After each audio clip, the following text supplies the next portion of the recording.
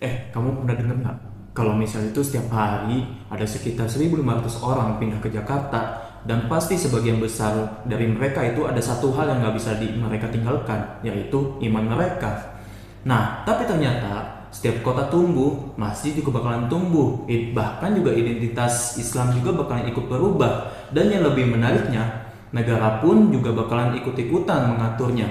Nah, pertanyaannya, siapa yang sebenarnya mengendalikan itu?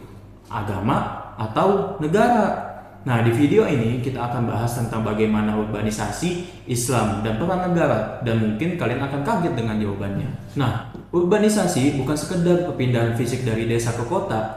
Ini adalah sebuah proses sosial yang mengubah cara orang beragama, berpolitik, dan berinteraksi dengan negara. Di Indonesia, urbanisasi itu menciptakan dinamika yang agak-agak unik lah gitu. Ketika jutaan muslim datang ke kota, mereka tidak hanya mencari kerja. Dia tuh akan membentuk komunitas, mendirikan masjid, bahkan membangun jaringan dakwah. Nah, disinilah negara masuk. Negara mulai merespon, kadang mendukung, ataupun juga kadang membatasi. Nah, kalau kita ngomong Indonesia lagi, Indonesia tuh punya lebih dari 800.000 masjid, dan itu terbesar di dunia. Wow, bukan? Nah, dan mayoritas itu berdiri di kota-kota besar, dan itu juga hasil urbanisasi. Dan menariknya, pemerintah itu kemudian kayak membentuk yang namanya itu Kemenak, dia mengatur kurikulum madrasah, dan juga bahkan mengontrol konten khutbah Jumat melalui himbauan resmi. Nah, pertanyaan tambahnya itulah, ini tuh sebagai bentuk dukungan negara terhadap Islam ataupun ada tipis-tipis kontrol halusnya? Oke, sekarang kita masuk ke analisis yang lebih serius. Ada dua cara melihat hubungan Islam dan urbanisasi dalam perspektif agama. Yang pertama, Islam sebagai kekuatan mobilisasi sosial. Ketika orang-orang desa pindah ke kota, mereka cenderung kehilangan struktur sosial lamanya. Masjid dan pengajian kota akan menjadi sebuah pengganti kampung halaman. Nah, komunitas muslim urban jadi kekuatan politik yang baru.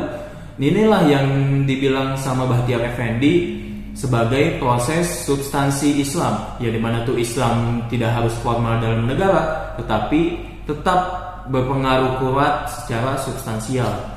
Yang kedua, perspektif global, yaitu agama di kota sebagai arena kontestasi politik. Jeff Haynes menjelaskan di banyak negara berkembang, urbanisasi justru membuat agama digunakan sebagai alat negosiasi antara warga negara dan negara. Jadi ada semacam paradoks lah gitu yang menarik di sini.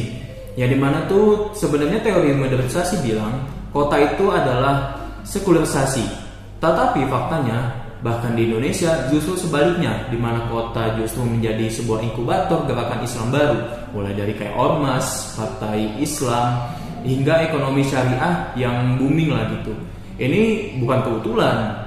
Ini adalah respon Islam terhadap keterlasingan kota, dan negara mau tidak mau harus bernegosiasi dengan kekuatan ini. Nah, sekarang giliran penonton nih. Menurut kalian, apakah negara itu seharusnya mengatur ekspresi Islam di ruang publik, baik itu di perkotaan, atau justru membiarkan berkembang bebas? Nah, tulis di kolom komentar. Aku penasaran nih sebenarnya sama perspektif kalian, terutama kalau kamu sendiri adalah pendatang dari desa yang pernah merasakan mengaji di kota. Nah, kalau di video ini itu ngebantu buat tugas ataupun skripsi kamu, jangan lupa untuk like juga, dan ya bolehlah share tipis-tipis. Sampai ketemu di video selanjutnya. Salam kritis.